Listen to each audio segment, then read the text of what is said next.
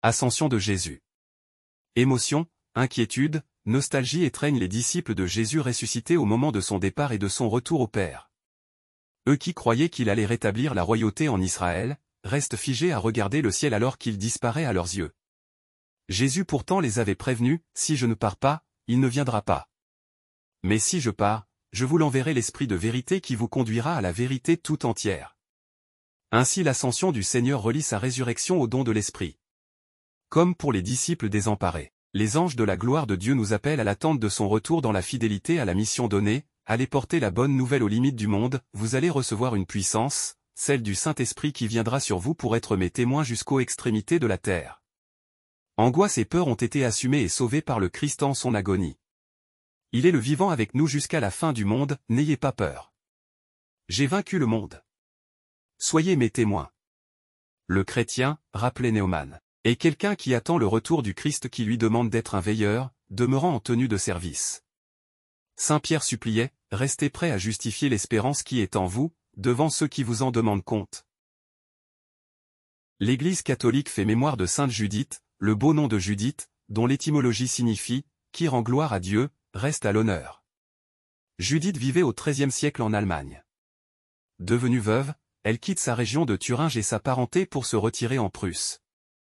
Dans ce pays, son frère est grand maître de l'ordre des chevaliers teutoniques.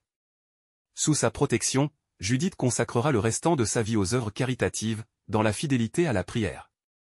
Elle s'endort dans le Seigneur le 12 mai 1260. Une autre Judith est appelée parfois la Jeanne d'Arc de la Bible.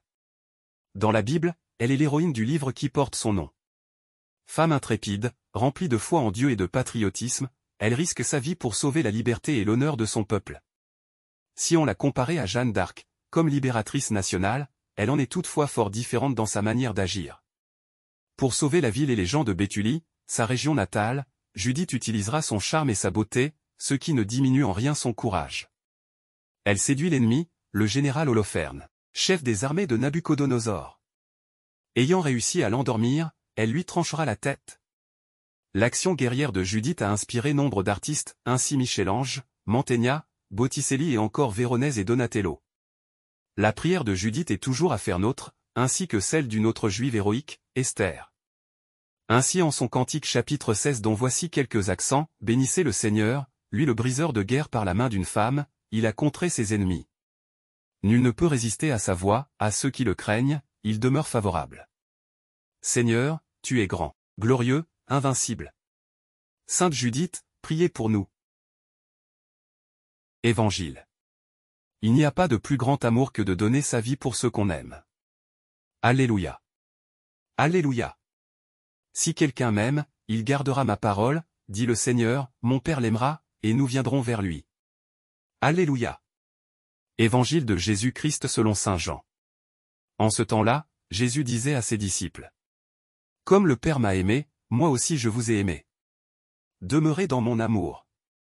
Si vous gardez mes commandements, vous demeurerez dans mon amour, comme moi, j'ai gardé les commandements de mon Père, et je demeure dans son amour. Je vous ai dit cela pour que ma joie soit en vous, et que votre joie soit parfaite.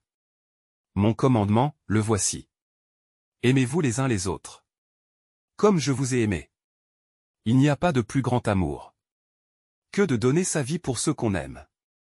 Vous êtes mes amis. Si vous faites ce que je vous commande. Je ne vous appelle plus serviteur, car le serviteur ne sait pas ce que fait son maître, je vous appelle mes amis, car tout ce que j'ai entendu de mon Père, je vous l'ai fait connaître. Ce n'est pas vous qui m'avez choisi, c'est moi qui vous ai choisi et établi, afin que vous alliez, que vous portiez du fruit, et que votre fruit demeure. Alors, tout ce que vous demanderez au Père en mon nom, il vous le donnera. Voici ce que je vous commande.